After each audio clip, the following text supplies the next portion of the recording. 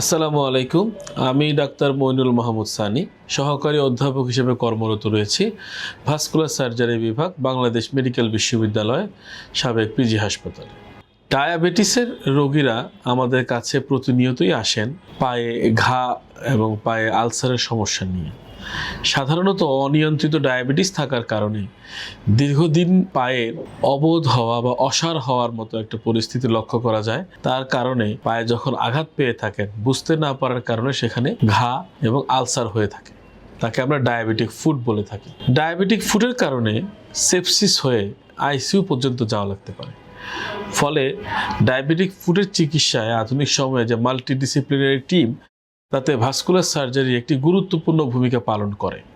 যে কোনো আলসার এবং ঘায়ে রক্তনালীর সরবরাহ যদি ভালো না হয়, তাহলে ওষুধপত্র খেলেও সেই ঘা ঠিক হতে চায় না। ফলশ্রুতিতে দেখা যায় যে আমাদের কাছে যখন রোগীরা আসে, তখন হয়তো কারো আঙ্গুল কাটা, কারো পা কাটার মতো অবস্থা নিয়ে আসে।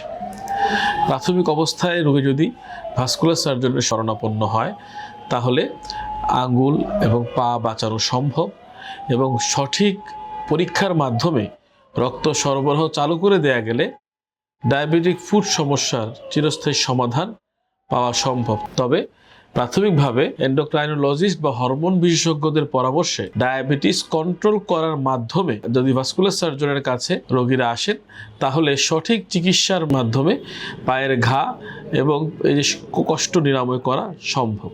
আজকের মতো এতটুকুই। আসসালামু আলাইকুম সবাই।